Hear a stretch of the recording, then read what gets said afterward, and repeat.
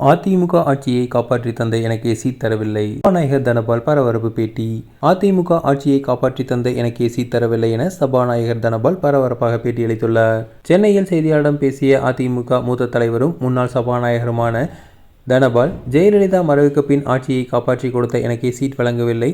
விருப்ப மனு அளித்த போதும் போட்டியிட விருப்பமா இல்லையா என கூட என்னிடம் யாரும் கேட்கவில்லை. அவனாசியின் தற்போதைய எம்எல்ஏவான எனக்கு மீண்டும் வாய்ப்பு வழங்கப்படும் என எதிர்பார்க்கப்பட்டது. ஆனால் அவனாசி தொகுதியை பாஜகவுக்கு எடப்பாடி பழனிசாமி வழங்கிவிட்டு எனக்கு சீட் வழங்காமல் புறக்கணித்தார் என தெரிவித்துள்ளார். ஜெயலலிதா மறைவுக்கு பிறகு 18 எம்எல்ஏக்கள் போர்க்கொடி தூக்கினர். போர்க்கொடி தூக்கிய 18 எம்எல்ஏக்களை தகுதி நீக்கம் செய்து ஆட்சியை காப்பாற்றி கொடுத்தேன். ஆட்சியை காப்பாற்றி கொடுத்த போதிலும் தற்போது கட்சிக்குள் எனக்கு மரியாதை இல்லை. ராசிபுரம், அவனாசி தனி தொகுதிகளை அதிமுகவுக்கு அழுத்தம் தந்து பாஜக பெற்றுள்ளது. பாஜக சொல்கிற அனைத்திற்கும் பழனிசாமி வளைந்து கொடுக்கிறார் என தெரிவித்துள்ளார். தனபாலின் மகன் தாவேகாவில் இணைந்து சீட் வாங்கியிருப்பது குறிப்பிடத்தக்கது.